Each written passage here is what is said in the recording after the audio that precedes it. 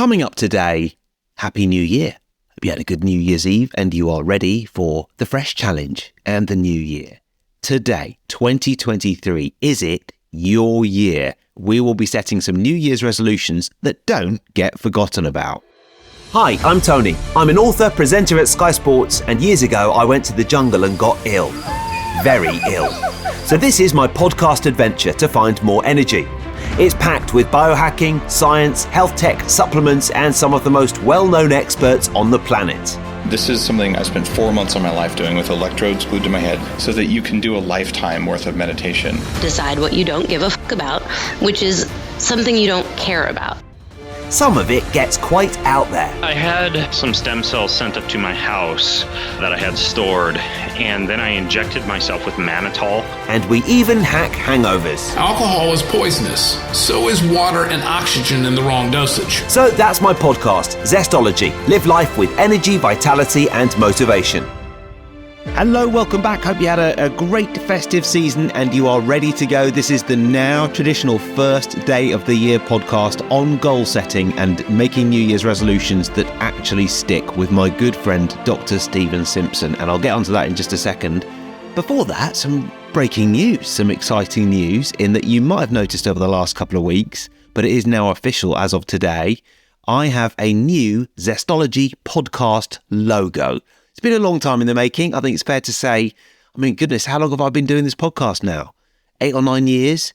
And it feels like the podcast logo was last refreshed in 1983. So it's about time. It wasn't that old, but yeah, it was time for something new. And as you listen to this podcast, you might want to take a look at your podcast player, where you will see the new podcast logo for Zestology. Same colours, same sort of zesty orange. Excuse me. And I hope you like the new logo. So there you go. Fun new Zestology logo, which hopefully reflects the sort of healthy nature of what we do and the slightly irreverent nature of it as well. Right. Okay. Now, this podcast explores all sorts of health, wellness, and NLP matters. I've got a bit of a frog in my throat, so I'll have a sip of my coffee. There we go. And over the past decade, there is one guest who has been on more than any other. It is my friend, Dr. Stephen Simpson. He's a well-known creative mind and performance coach. We met on an NLP training course almost 20 years ago. And one of the things that we really like to do on New Year's Day is talk about behavioral science and approaches to learning and making changes. It's what we've devoted the second half of our careers to doing, really. And we've made it a tradition to record these New Year's Day podcasts on goals and outcomes, because that's what a lot of people do today. They set New Year's resolutions. And what's really interesting is when you look at the studies, so many people write resolutions and so few actually see them through. Over the years, we've tried every approach there is. Dr. Stephen even once presented a prestigious talk in front of 400 people with no end goal at all, but with the intention of delivering an outstanding talk that would infuse and interest his audience. So no end goal, just an intention of getting up there and doing well. And predictably, they absolutely loved it. And it just goes to show there's lots of different ways to approach outcomes. So I hope you are feeling sprightly, maybe slightly hungover or slightly fuzzy-headed today after an indulgent festive season, but we are ready to go with 2023, your year, setting New Year's resolutions that don't get forgotten about, with a new Zestology logo as well. Feeling very zesty today, that's for certain. And here we are, ready to go with Dr. Stephen Simpson.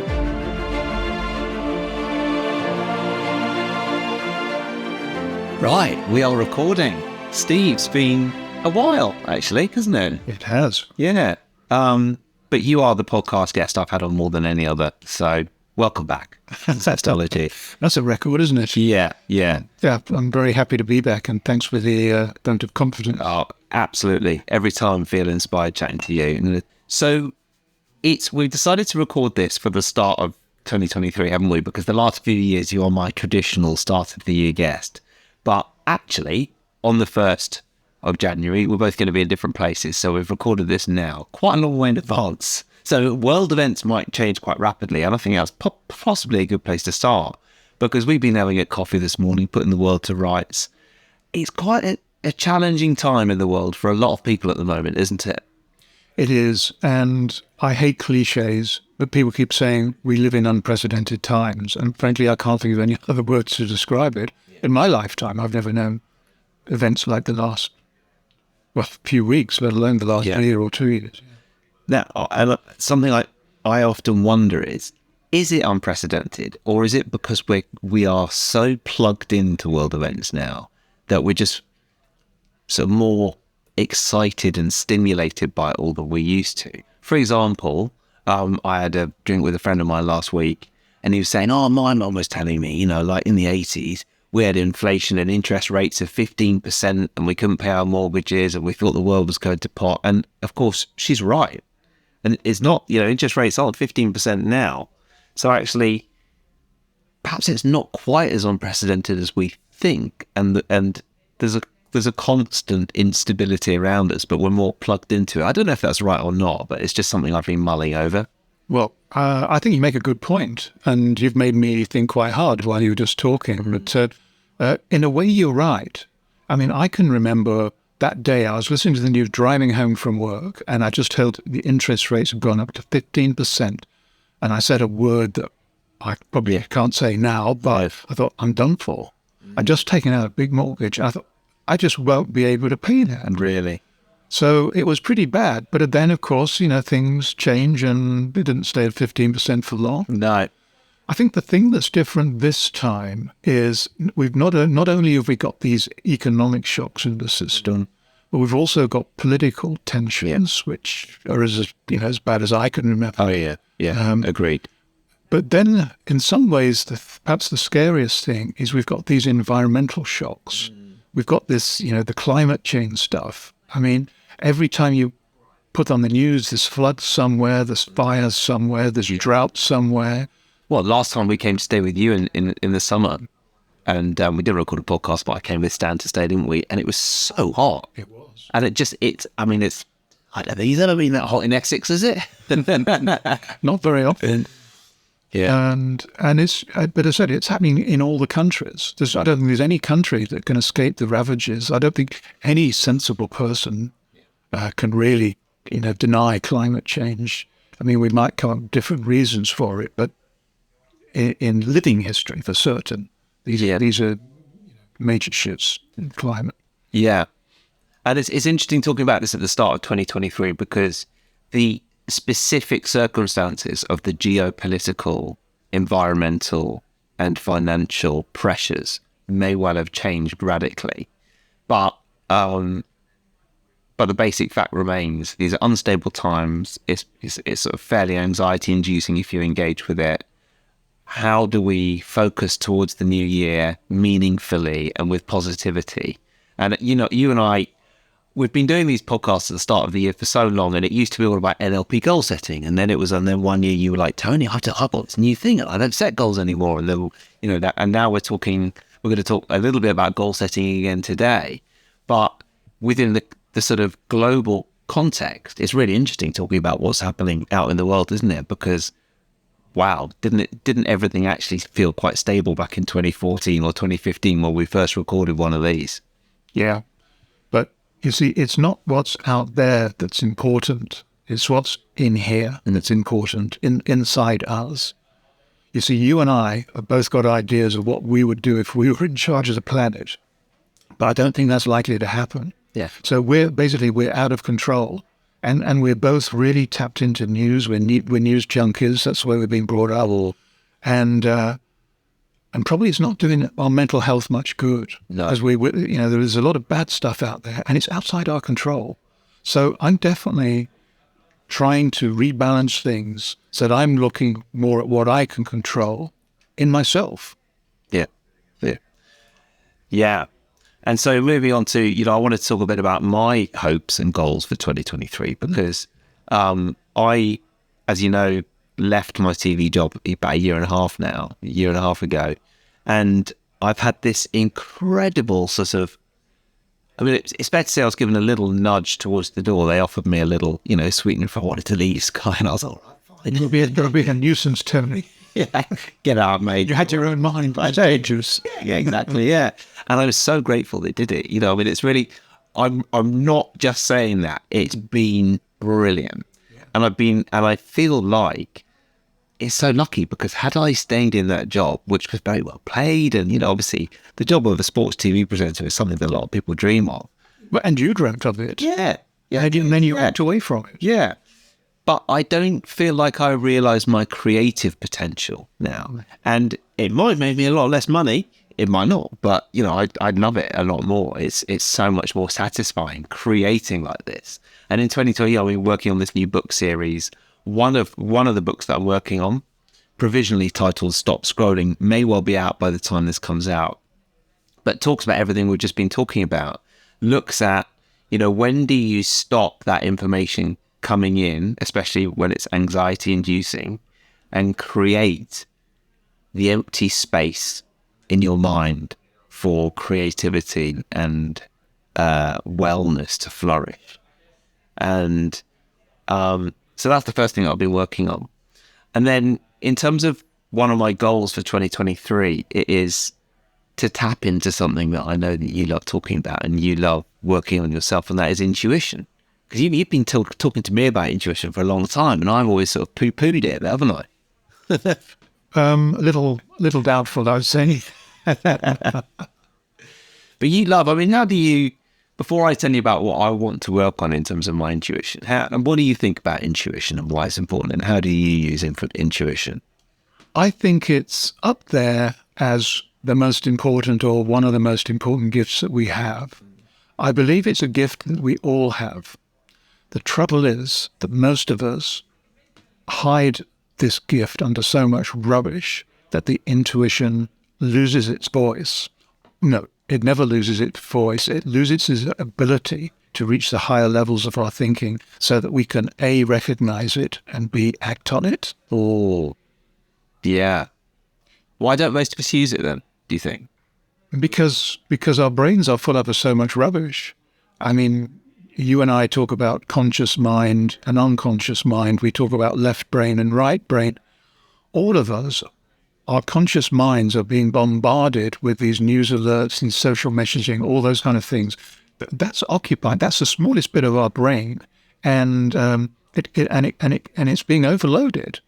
And the worst thing is that because of that, this huge power underneath it of our unconscious mind is constantly coming up with these brilliant thoughts and trying to filter them up through the system, call them intuition, call them coming from the depths of infinite wisdom, call them coming from the depths of our collective unconscious. Who knows where they come from, coming from God. These are the things that that's the world that we should be living in. Yeah. Yeah, in Stop Scrolling, I talk about Paulo Coelho, the author. Yeah. And he lives in Geneva, and he's got this massive apartment in Geneva. And it's virtually empty. There's nothing in it. And he says, basically, space is his biggest indulgence. And I draw a parallel between the physical empty space that he's got and the space that he's created in his mind to come up with this. He's one of the world's most prolific and celebrated authors. And would he be able to be as creative surrounded by clutter? Probably not. I know that I'm dreadful. If I'm in a kitchen that hasn't been tidied up and I want to try to work at the kitchen table, it's not going to happen. No. So it's really interesting, isn't it, creating that space for the intuition to come out? It is, and the way you reference that back to Paulo and his empty space, there's physical empty space, which is what he's into, and then there's the empty space in your mind, and he's into that as well. So he probably says, these are indivisible, you can't have one without the other. Yeah. So yeah, those are the lengths that he's gone to.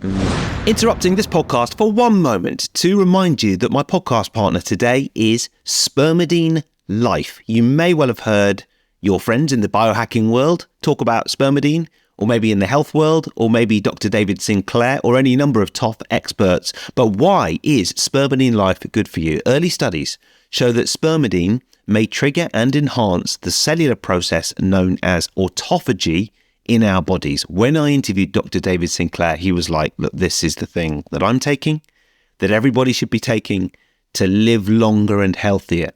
Studies have shown that autophagy could have a number of significant benefits for human cells. Obviously, always do your own research, always consult your doctor prior to taking any new supplements, but I really think that spermidine is a good one to be looking into long term in terms of longevity, but also in terms of a lot of the sort of health and wellness benefits that are a little bit more immediate. Skin, hair, nails, anti-aging generally, cardiovascular health. Spermidine can improve cellular function and cardiovascular function into older age, and then neurodegeneration and immune function as well. The final thing is that there's emerging research, a little bit, not a massive amount, but there's a lot of studies in progress on sleep. Spermidine in model organism studies has done really well for sleep, and I'm interested to see what happens in 2023. So you can use the code Tony20 when you go to spermidinelife.us. That is Tony20 to get 20% off. Try the spermidine. Let me know how you get on. Now, back to the show. So in terms of tapping into the intuition, what I'm trying to do is, I guess, the creative process, writing 3 books at once was quite an undertaking. You trust your intuition constantly, making constant tiny little creative decisions all the way through the day. And I think that's the difference between working at Sky, where really, I would turn up, I'd be told what to do, I would do it very well, people would genuinely be happy, and then I'd go home and I have very little creative input. And now where I make hundreds of creative decisions based on intuition, I suppose it is a lot of the time. And then I've gone down this rabbit hole of listening to podcasts and interviews with Rick Rubin, the celebrated American music producer who's worked with everyone from Run DMC to, I think he worked with Bob Dylan, The Strokes, Metallica, I think the Rolling Stones, just so many, most big hip hop acts, just so many big artists. And he just talks about the process of intuition and how important it is for him. And he says he goes into the music studio with no plan, no time limit, and no pressure. And he doesn't make decisions based on whether he thinks something's going to be commercially successful or not. He makes decisions on whether it feels right.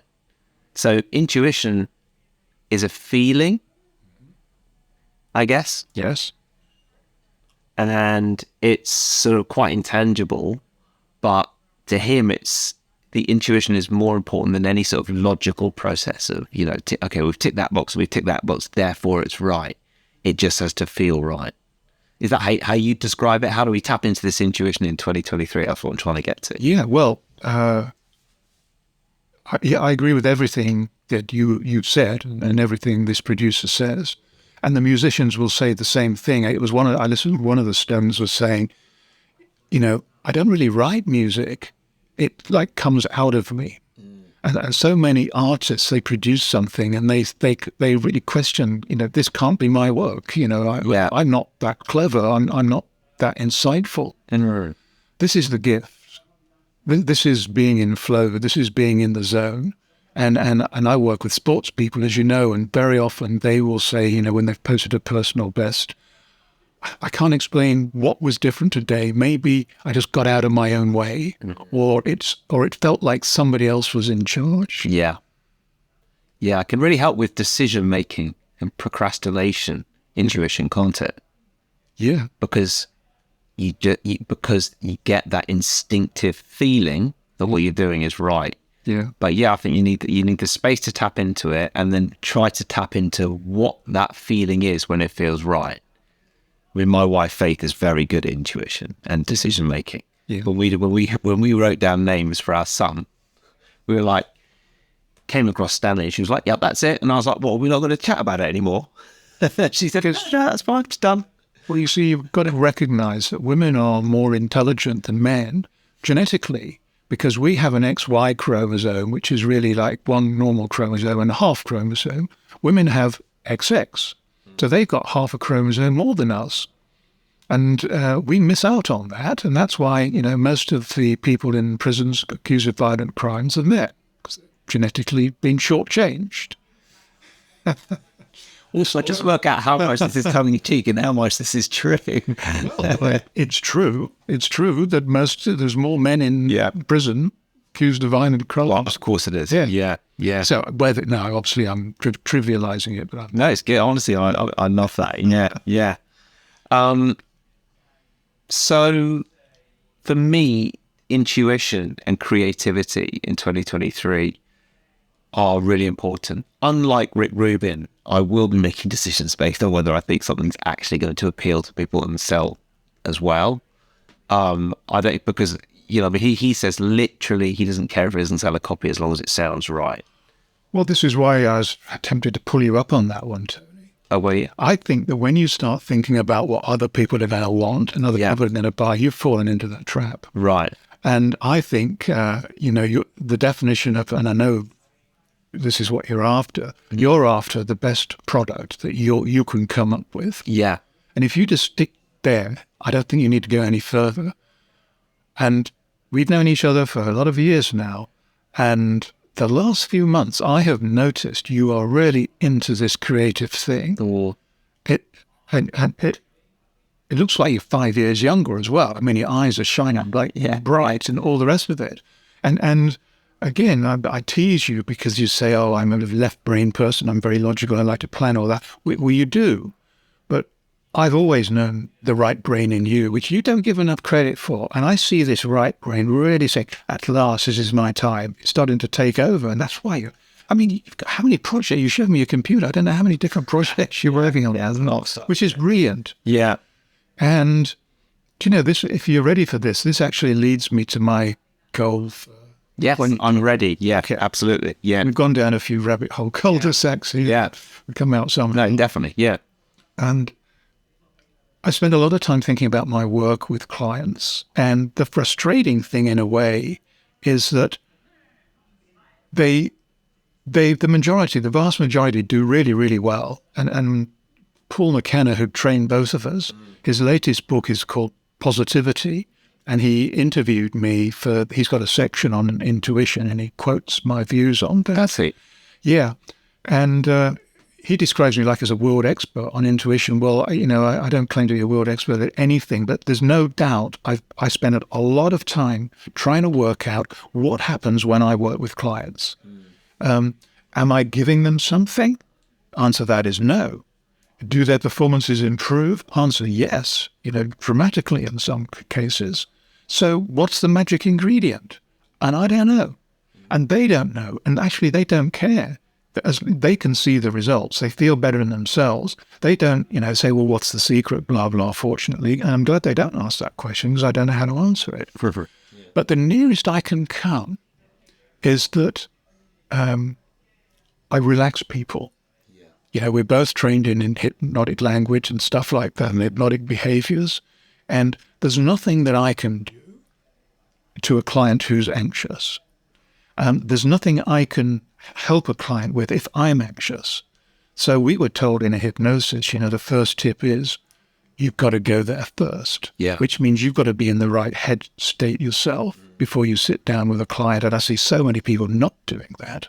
Yeah. In fact, I could come in really relaxed to some of these people and I'd walk out, like agitated because they're not relaxed themselves. Yeah. So I can't have my head thinking about, the recipes that we have to go through in this self-development process or something. All I can do is focus on what's in front of me, which is the client. It often means not even speaking, letting them do the speaking, which is even better. Because when we get all this clutter out of our heads, both of our heads, this thing that I sometimes call infinite wisdom surfaces. And I think that the producer, what was his name, Rick Rubin. Rick Rubin. I think that's what he's saying, So, somebody, there's another philosopher who said it's only in an empty space the truth can speak. Right. So we're creating that empty space. Yeah.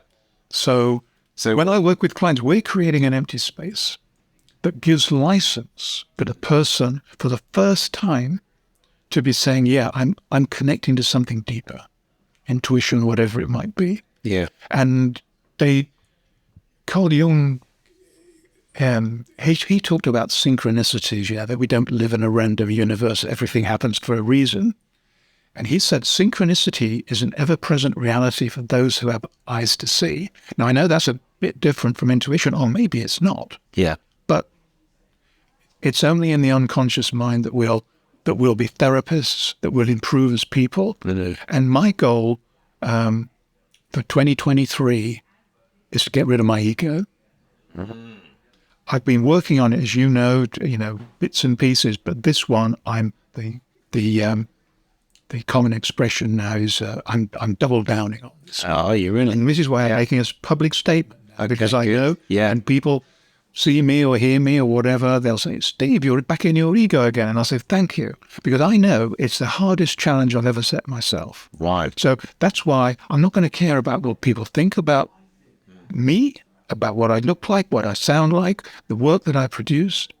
I'm not going to care, or I'm going to do my best not to care. And even if I'm only effective at 10% of that, I'm sure that it's probably going to increase my creativity and productivity, happiness and health, for that matter. Yeah. A lot more than that. So that's my goal, let go of ego. So 3 or 5 years ago, I could have made it all that much more complicated, talking about you can try this, that, and that. Yeah. All you have to do is you watch yourself. And when you start getting thoughts about, oh, I can't say that, can't do that, or that's ego. Yeah. Right. Yeah. Yeah. Today's podcast is brought to you by Bond Charge. I have wanted to team up with them for so long because it's such an easy sell for me. When you use a company's products, it's just very easy. And I've been on board with blue light blocking glasses ever since I was told about them. I think Luke Story told me about them about 7 or 8 years ago. And Bond Charge make beautiful blue light blocking glasses for nighttime. If you go to bondcharge.com/Tony, then you can see their nighttime glasses, their daytime glasses, their computer glasses, their sunglasses, and then they've got a load of cool other stuff as well. Red light therapy, blue light blocking, lighting, blackout sleep masks, EMF and radiation blocking as well, all in the name of better sleep and better health.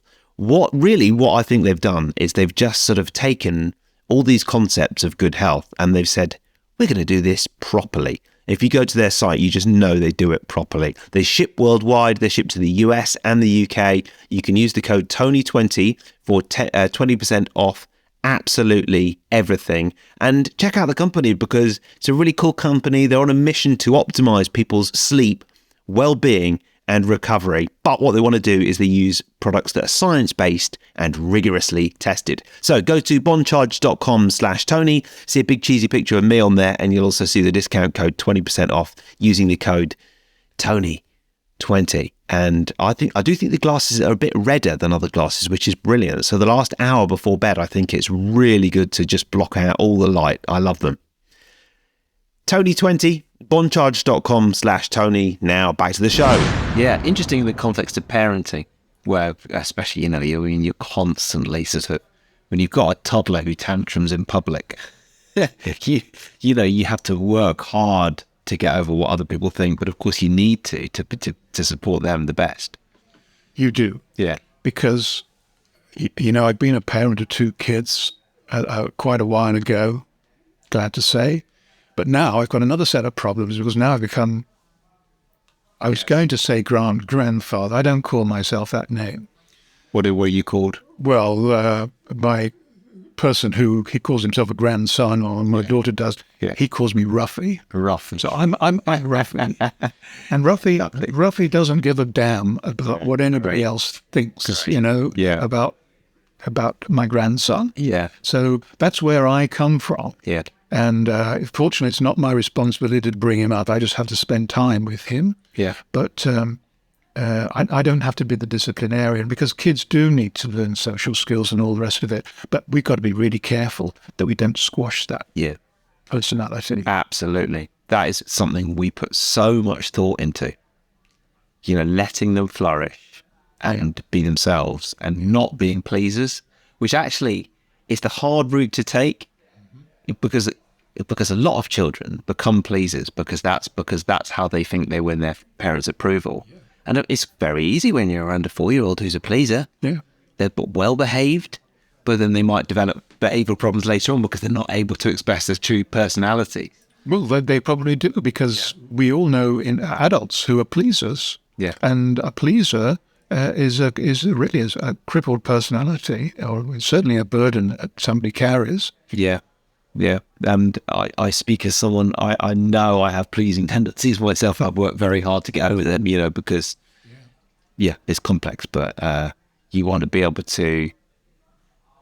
Tell you when I really noticed it when I was in the workplace, I found it hard with senior people to me to be myself. Mm-hmm. Felt like I had to, be a certain way, please them in some way. Yeah. And actually, it held me back. If not to just be myself. Yeah. I remember there was like a T-boy who was like 20. He'd just come into the office. He'd just graduated. And he was so natural with all the senior bosses. He'd go in, have a cup of tea. He would talk to them about racing or whatever it would be, because he was just himself. Yeah. He wasn't a pleaser. He was just, and they loved him for it. They would do. And a lot of creative people are, naturally like that. They're uninhibited. Yeah. They're very open. They don't put shields in front of them. And that, of course, means that sometimes they say stuff that's not politically correct. And they'll probably correct themselves, I didn't mean to put it like that, but that's the way it came out. Yeah. And that's the danger of being very, very open. It's, what do they say, out of the mouths of babes, something or other? Because again, I see these young kids, they just see somebody and they just say the truth, whatever is the thing. Yeah. And sometimes their comments are very, very wise. And wow. I know. I've had really interesting chats with Stan about race and death over the last couple of months. You told me about death one. To talk to a 3-year-old about race and death, it really forces you to examine how honest and real you are about exactly your own attitudes. And, how do you explain this really simply and honestly so they grow up with a healthy attitude? Mad. You were brave to go there. I mean, I don't know how I'd handle those conversations. But they, if the kid raises questions like that, then I think, a parent has to say something, doesn't they? Yeah, exactly. Yeah. Now, we're almost out of time. But one of the things this year, obviously, I've got lots of creative projects on the go, and I did want you to tell me the submarine story, because I need to work out how to price my talent and my expertise. And you've got a story for me, which I think helps. You were telling me earlier. I'm not going to say you were just saying, you could think about this submarine story when you're thinking about costing. It's a great story, so just do tell. All right. Well, I'll tell you. I'll probably say the wrong thing here, but anyway, I'm going to answer your question factually. I'm very proud. I've made... you don't need to tell me this. No, I'll give you the context. Yeah. I don't care. Yeah. I'm practicing for 2023.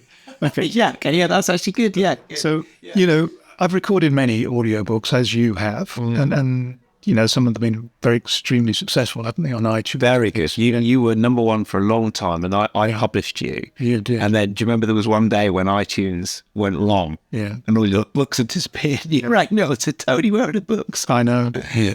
So I probably overreacted, and I said, take them all off then. But I mean, we'd lost all the reviews and everything. We lost the reviews. It was such a shame. Yeah. And the reviews were everything. I know. But I mean, those were the days when we were going through Audible, who, bless them, it was very frustrating. I mean, different story for a different time. Yeah. Well, that one that was number one, when we launched it, you were away on holiday in Thailand, uncontactable. Yeah. And the first review that we'd had was 1 star. It was the audiobook was Zen Hypnosis Confidence. It was a 1-star review saying the studio engineer. Call coming, carry on. Yeah. And so I listened to it, and it was awful. It was scratchy, almost you couldn't hear it. Was it? Yeah, it was. Oh, dear. Real panic. So I couldn't speak to you about it. So I tracked down Audible. Yeah. And they listened to it and they said, it's been corrupted in transit, something like that. It happened. Yeah. So anyway, that was the way it started. So we had to republish it. Yeah. And then after a couple of weeks, the reviews started coming in. And within about 2 months, it got to number 1 in Europe. Yeah. In any category. Yeah. Yeah. Poor old Dan Brown, he must have been annoyed. He said, "You're not Dan Brown." Yeah. We both did really well, didn't we? We did. On audiobooks for ages, but it just became a very frustrating. It wasn't like it is now. No, I mean, we can publish ebooks and be in control of it as in publishers, But it wasn't. We would send it off, and then every 3 months we'd get a royalty statement. Anyway, the art of storytelling is all about nested loops. So I will bring this loop back to where I started. Yeah. I've just done an audiobook, and it wasn't greatly planned. I just sat in front of a microphone and more or less just spoke. It lasts about 12 minutes long, and I felt this is good. I don't often say that about my own work, but I felt something happen when I was recording this. And so I put it up on my website, and my audiobooks are $9.99, which I think is about the going rate. And I thought, this is special, and it's going to have a special price. So I put $49.99. And I was telling you about that this morning. You said you can't charge that for 12 minutes. And I said, Tony, you can't measure things, the value of things in time. It might only be 12 minutes, but to my mind, what's there is very valuable. Yeah. And funnily enough, I don't sell a lot of audiobooks now, but that one is selling already, and I haven't even really properly marketed it yet. Yeah. So when to try and make this point about, you can't measure things in time, I said it's a bit, and this story I've probably got it a little bit wrong, but the essence is there. Oh, brilliant. The more. Anyway, the submarine breaks down in the dockyard and nobody can fix it. All the engineers look at it, everything, and they're going through all the circuits and they can't get the motor to work properly. And it's got to go to set to sail in a couple of days' time, so they're desperate. And this bloke says, I know a fella who works down the valley. He's got his own little business and he can do anything with engines. Shall I ask him in? And the captain says, yeah, we'll take help from anybody. So this guy comes in, he's wearing his scruffy, oily coveralls, and he's got a hammer and a string driver. And he studies this and just looks at this motor for half an hour or so. And then he starts to feel it and he listens to it. Then he gets his hammer out and he bangs it. And the motor starts going again. Everybody's applauding. Oh, wow, fantastic. Thanks so much for coming along. Put in your invoice. So he goes back and the next day brings the invoice and presents it to the captain. £15,000. And the captain says, you must be joking. You came down and you had a look at it, but then you got your hammer, you banged it, and you can't charge £15,000 for that. He said, I didn't put enough detail on the invoice. The hammer, that was 20 quid. The rest of it was for the lifelong experience I've had and the results that I get. And in a smaller, more modest, ego-free way, I'd like to think my audiobook might be like that. That's excellent. Oh, that's really good. Yeah. I'm hoping you're going to sell loads of copies of that audiobook now, because it really did illustrate the point well. You're right. You're absolutely right. 12 minutes is not very long, but you've got a lifetime of experience behind you, which has led to that point. I don't care if I don't sell any. Yeah. In fact, I've already given it to a few people. Yeah. And if somebody comes to me and says, I can't pay the electricity bill, they'll lend $49.95 or whatever it is, I'll give it. If it helps one person, I'm glad I did it. And I'd like to think, what I would like to think is not how many people buy it, but how many people will it help. Because we all need help right now, more than ever. We do. We've got to go. We're meeting John downstairs for lunch, our mate. So I've asked you books and tips loads of times before. Yeah. So let's leave it. No, ask me a book. Oh, you want a book? Because I'm actually prepared. Oh, okay, good. This is the best book I've read for a long time. It's the kind of book that I think I would be really proud, even without an ego, to say I wrote this book. Yeah. It's called Lessons in Chemistry. Oh, I've seen it. It caught my eye because I loved the design of the book cover. Is it good? I've just told you. It's the best I've read for a long time. Right. It's a book on many different levels. I'm not going to spoil it any more than that, but it comes with my 99% recommendation that people will like it. Brilliant. And what about one tip then for living with more energy for 2023? The tip I'm going to try and follow myself, let go of your ego. Come on, folks, you can do it. It's time. There's never a better time. Even if you can let go of it 1% less, you'll get paid 100% more for it. You'd certainly get $49.99 for it. Where can people find all your work in 2023 and the 12-minute audiobook? You can find it on my website. Maybe you can give people the link. Yeah, well, yeah, absolutely. Yeah. Steve, brilliant. As always, thank you. Who knows where the world will be in 2023, but over the last half hour, it is all sort of fallen away and I've forgotten about that. I've really enjoyed this as usual. Well, I have as well, Tony. Yeah. Thank you very much for the opportunity. Yeah, it's great to record again. We'll do another one in a small little box on the Strand in London again soon, all right? Yeah. Brilliant. That is pretty much it for today's podcast. Thank you so much for listening and joining me on New Year's Day or just a bit after to listen to this podcast on goals. It was such a treat recording the podcast with Dr. Stephen, and it's, do you know what, like, I had in the diary months in advance because I just love getting together with him, and he's on a different continent to me at the moment. And actually, I'm on a different continent to where I normally am, but there'll be another special podcast on that coming up in the next week or two. But look, thanks to Dr. Steve, and good luck with the goals for this year. Keep me posted on how you get on. Today's podcast is brought to you by my podcast partners, and you may want to get involved with these as you reset for 2023. Spermidine Life is the first one. Flagship supplement, Spermidine Life, contains spermidine-rich wheat germ extract, perfect if you want to start refocusing on getting healthy in 2023. Support cellular renewal through spermidine supplementation. All you do is you just take a couple of capsules a day, and we're all about intermittent fasting on this podcast and autophagy. Well, you've got a bit of a shortcut there with the Spermidine Life. Also great for hair, nails, longevity, health, and especially skin as well. That's where we probably notice it in this house the best. And I would say one more thing, immunity too, and support your immune system on a cellular level with Spermidine Life. So if you go to spermidinelife.us, use the code Tony20, you will get 20% off all Spermidine Life products. Also, this podcast is brought to you by Bond Charge, my friends at Bond Charge. So pleased to have partnered up with these guys, and especially their blue light glasses, which are absolutely epic and I'm really loving. And if you go to my Instagram, at Tony Wrighton, or maybe even the Histamine Intolerance Instagram as well, you will see me with the blue light blocking glasses on and rocking it. So I really do think they're absolutely superb. Would love to know what you think of the blue blocking glasses as well. And Bond Charge don't just do glasses. They do all sorts of different stuff.